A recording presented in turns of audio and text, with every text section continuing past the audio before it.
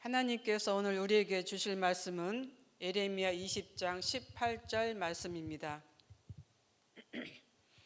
예레미야 20장 18절 말씀 우리 다 같이 봉독하겠습니다. 어찌하여 내가 태에서 나와서 고생과 슬픔을 보며 나의 나를 부끄러움으로 보내는고 하니라. 아멘. 우리는 흔히 믿음이 좋은 사람, 또 성령이 충만한 사람은 이제 굳세고 늘 당당하며 어떤 고난이 와도 흔들리지 않을 것이다 라고 이렇게 생각을 합니다. 특히 목회자나 또 영적 지도자에 대해서 이런 생각을 많이 갖습니다. 하지만 오늘 성경이 보여주는 위대한 선지자 예레미야의 이 모습은 전혀 우리가 생각하는 그런 모습이 아니다 라고 하는 것을 우리가 생각할 수가 있습니다. 너무나 완벽하게 무너져 내린 모습을 우리들에게 보여주고 있습니다. 그래서 우리가 14절에 보면은 이런 말씀이 있습니다. 내 생일이 저주를 받았더라면, 나의 어머니가 나를 낳던 날이 복이 없었더라면. 이 말씀을 보면은 지도자의 모습에서 나오는 그러한 기도가 아니다라고 하는 것을 우리가 알 수가 있습니다. 그렇지만 이 말씀은 영적 거인 예레미야의 입에서 나온 그러한 기도다라고 하는 것을 우리가 생각해 볼 수가 있는 것이죠. 깊은 수렁에 빠진 한 인간의 처절한 비명이자 차라리 태어나지 않기를 바라는 이 극단적인 절망의 이제 고백, 절망의 기도의 모습을 우리는 마주 대하고 있는 것입니다. 하나님의 말씀을 전한다는 이유로 매를 맞고 착고에 채이고 또 온 동네 사람들의 조롱거리가 된 예레미야는 지금 하나님 앞에서 어떤 모습을 보여주고 있습니까? 정말 탄식하는, 정말 어떻게 보면은 믿음의 사람으로서 보여주지 말아야 할 그런 모습을 보여주고 있다라고 하는 것에서 우리가 생각해 볼 수가 있는 것입니다. 그래서 오늘 우리는 이 예레미야의 거친 탄식을 통해서 고난을 마주하는 우리 신앙인들의 이 모습, 그래서 또 그 속에서 하나님께서 일하시는 이 모습 속에서 우리가 한번 생각해 보고자 이 말씀을 이제 전하고자 합니다. 그렇다면 예레미야가 왜 이토록 이렇게 무너졌을까? 본문 앞절에서 보면은 그는 제사장 밧술에게 폭행을 당합니다. 그리고 성전 문에 밤새 묶여져 있는 그 모습을 우리가 보게 됩니다. 이런 그 폭행이나 이런 감옥에 갇힌 이런 모습들은 하나님의 말씀을 가감없이 전했다라고 하는 그 이유 때문에 이렇게 제사장 밧술에게 이제 그 학대를 당하는 그런 모습인 것이죠. 선지자로서 예레미야의 삶은 외로움 그 자체였습니다. 친구들도 그가 넘어지기만을 기다렸고 동족들은 또 백성들은 그를 매국노라 부르며 멸시했습니다. 우리가 성경을 보면 이런 모습들이 나와 있습니다. 하나님의 말씀은 그에게 구원의 기쁨이 아니라 도리어 날마다 모욕과 치욕을 가져다 주는 그런 짐이 되었던 것을 우리는 볼 수가 있는 것이죠. 우리도 때로 살아가면서 이런 순간을 맞이할 때가 있습니다.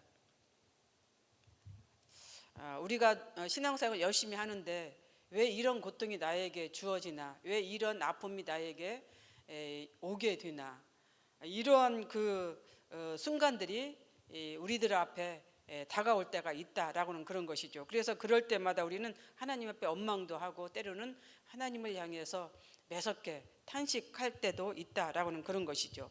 또 믿음을 지키며 정직하게 살았는데 왜 이런 손해를 보게 되나, 왜 이런 어려움을 겪게 되나, 또 하나님의 뜻대로 순종하며 살았는데 오히려 그 순종할수록 더 어떤 상황들이 꼬이게 될 때 우리는 예레미야처럼 그런 탄식, 그런 모습을 보일 때가 있다라고 하는 그런 것입니다.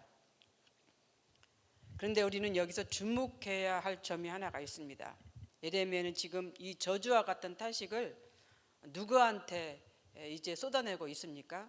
세상 사람들입니까? 아니면 이웃입니까? 아니면 가족입니까? 그렇지 않다라고 하는 그런 것이죠. 오직 하나님 앞에서 골방에서 기도하면서 하나님 앞에 쏟아내고 있는 이 예레미야의 모습이라고 하는 것입니다.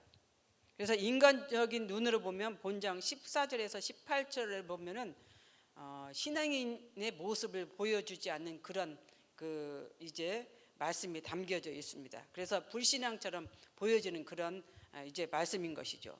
출산을 태어난 것을 이제 축하하는 그 소식을 어떤 그 말로 응답하고 있습니까? 저주하고 있습니다.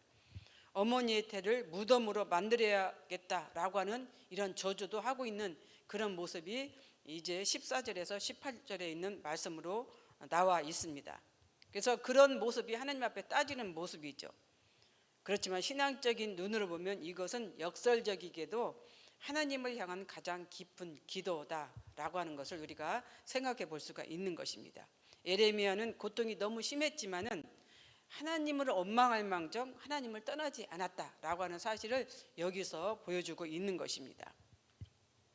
또한 예레미야는 그 처절한 탄식과 기도를 사람들한테 이제 쏟아낸 것이 아니라 하나님 앞에서 기도하면서 쏟아냈다라고 하는 이러한 사실인 것이죠. 그래서 우리가 여기서 배워야 할 것은 우리들도 하나님 앞에서 원망도 있고 또 비명도 지를 수도 있습니다. 탄식할 수도 있습니다. 그러나 사람이 아니라 하나님 앞에서 해야 된다라고 하는 사실을 여기서 보여주고 있는 것입니다. 그런데 이런 상황 속에서 하나님은 어떤 모습을 보여주고 계십니까? 침묵으로 이제 하나님은 보여주고 있습니다. 그래서 우리는 때때로 우리가 기도할 때 하나님께서 아무 말씀이 없으시고 침묵하고 있을 때 보면 너무나 답답하죠. 그래서 하나님이 살아계시지 않는다라고 원망도 하게 됩니다. 그러나 때로는 이 침묵도 하나님의 이제 응답이다라고 하는 사실을 우리는 이제 기억할 수가 있습니다. 그렇습니다. 흔히 우리는 믿음의 반대가 원망이나 탄식이라고 생각할 때가 있습니다. 그러나 믿음의 반대는 무관심과 등 돌림입니다. 진짜 절망한 사람은 하나님을 향해서 원망조차 하지 않습니다. 기도 자리를 떠나고 예배 자리를 떠나서 세상으로 가버리게 되는 것이죠. 비록 우리가 하나님 앞에 탄식하고 또 원망하고 비명을 이제 할지라도 우리는 하나님 앞에 섰을 때 또 하나님 앞에 이제 기도의 자리에 섰을 때 우리는 하나님께서 하나님의 자녀로 받아주신다라고 하는 사실을 우리는 기억했으면 좋겠습니다. 조금 전에 제가 침묵이라고 말씀을 드렸는데 하나님께서는 이 상황 속에서도 침묵으로 일관하고 있습니다. 그러나 때로는 이 침묵은 오히려 그것이 하나님의 응답이다라고 하는 사실을 우리는 또 기억할 수가 있다라고 하는 그런 것이죠. 진짜 불신앙은 하나님을 향해 침묵하고 등을 돌리는 것입니다. 그러나 진짜 신앙은 상처 입은 짐승처럼 울부짖을지라도 하나님 앞에서 우는 것이다 라고 하는 그런 것이죠. 그래서 본문 18절은 이렇게 막을 내립니다. 어찌하여 태에서 나와서 고생과 슬픔을 보고 나를 부끄러움으로 보내는고 하니라. 놀랍게도 예레미야 20장은 이 절망의 탄식으로 막을 내립니다. 할렐루야로 끝나지 않습니다. 선한 결과로 끝나지 않습니다. 어떤 회복이나 기적도 없이 그냥 막을 내리고 있습니다. 그러나 뒤에서 보면은 예레미야는 어떤 그 상황입니까? 다시 힘을 얻어서 하나님의 말씀을 전하고 또 하나님 앞에 일어서서 기도하고 하나님의 사역을 감당하고 있는 이 모습을 보여주고 있습니다. 그렇다면 그가 다시 일어설 수 있었던 비결이 무엇이었을까? 9절에 보면은 그런 말씀이 있습니다. 그의 마음 중심에 불 붙는 것 같아서 골수에 사무치게 하신다라고 하는 이런 표현이 있습니다. 그의 마음에 불 붙는 마음이 있어서 도저히 하나님의 말씀을 전하지 않고는 배기지 못하는, 그래서 나가서 말씀을 전할 수밖에 없는 그러한 심령이 그 9절에 담겨 있는 것입니다. 그 마음이 있었기 때문에 예레미야는 비록 이제 20장 18절에서 아무런 희망도 없이 끝을 맺지만은 뒤에서 하나님의 말씀을 당당하게 전했던 것이 이제 이렇게 얘기하고 있는 것이죠. 그렇습니다. 예레미야의 마음속에서는 하나님의 말씀을 가감없이, 하나님의 말씀을 사심없이 이제 전해야만 하는 그러한 마음이 그 불붙은 그런 마음이 있었다라고 하는 그런 것입니다. 혹시 우리가 예배를 드리는 이제 성도들 중에서 또 인터넷 예배로 드리는 성도들 중에서 이렇게 에레미야처럼 힘들고 어려운 정말 하나님 앞에 탄식하고 있는 그러한 성도들이 아마 있을 것입니다. 또 인생의 무거운 짐 때문에 하나님 앞에 나와서 울부짖는 그러한 사람도 있을 것입니다. 또 영적 침체 때문에 이제 하나님 앞에 부르짖는 그러한 성도들도 있을 것입니다. 그런 분이 계시다라고 하면은 하나님 앞에 나와서 차라리 하나님 앞에 넋두리를 하시기를 바랍니다. 하나님 앞에 나와서 하나님 앞에 탄식하시기를 바랍니다. 때로는 하나님께서는 침묵으로 일관할 때도 있을 것이고 때로는 하나님께서 응답도 주실 것입니다. 그러나 침묵이든 응답이든 그 방법은 하나님께서 이제 그 기도에 대한 대답을 해주신다라고 하는 그러한 것이죠. 그래서 우리가 이 에레미야 20장을 보면은 정말로 너무나 처절하게 하나님 앞에서 또 사람들에게 멸시받고 조롱받고 하는 이 에레미야의 그 모습을 우리가 볼 수가 있습니다. 여러분들도 한번 에레미야 20장을 한번 이제 읽어 보십시오. 아마 성경 66권 중에서 이러한 대목이 기록되어 있는 것은 거의 없을 것입니다. 태어난 것을 저주할 정도의 그 에레미야의 그 모습, 너무나 고통스러운 그 모습이 거기에 담겨 있기 때문에 그렇습니다. 우리도 살다가 보면은 에레미야처럼 정말 우리가 내가 태어난 것, 그런 것들을 저주 비슷하게, 저주까지는 아닐지라도 원망 비슷한 그러한 그 고백을 드릴 때도 하나님 앞에 있을 것입니다. 그러나 성경에서 에레미야는 자기가 태어나는 것을 하나님 앞에 정말 그 저주하는 이런 모습이 담겨 있는 이 모습을 통해서 당시의 에레미야의 그 고충이 얼마나 극심했는지, 얼마나 처절했는지를 우리가 생각해 볼 수 있다라는 그런 것입니다.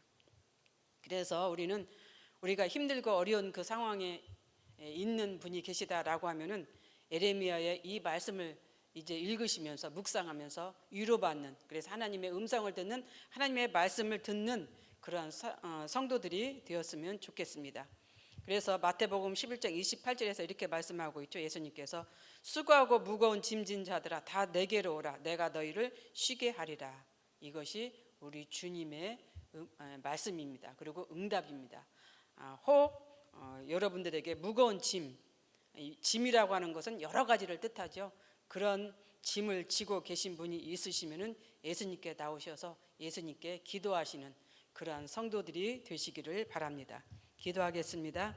사랑과 은혜가 풍성하신 하나님 아버지 감사합니다. 오늘 또 에레미야의 이 처절한 극심한 고통, 고난을 통해서 다시 한번 우리의 삶을 돌아보게 하여 주시옵소서. 우리도 그런 삶 가운데 있는지, 만약 계시다고 하면은 이제 에레미야처럼 하나님 앞에 나와서 기도하며 하나님 앞에 나와서 탄식하며 하나님 앞에 나와서 원망하는 그러한 삶 속에서 하나님을 진정으로 만나고 하나님께서 진정으로 주시는 그 응답을 받고 이제 쉬는 그러한 성도들이 되기를 원합니다. 그러한 삶을 살아갈 수 있는 우리가 되게 하여 주시옵소서.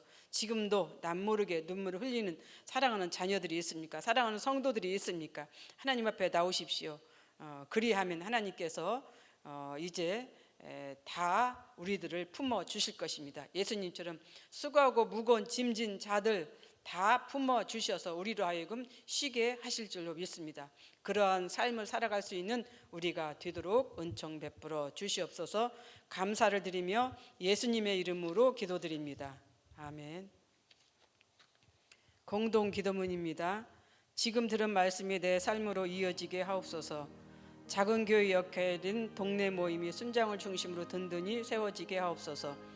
고통받고 있는 영혼들에게 하나님의 치유의 역사가 나타나게 하옵소서. 교회 리더십이 바뀌는 모든 과정을 축복하시고 하나님이 예배하신 담임 목사님을 보내주옵소서. 불가리아의 빅토르와 니제르의 프린야마, 캄보디아의 티응꾼띠어에게 회복과 치유의 능력이 나타나게 하옵소서.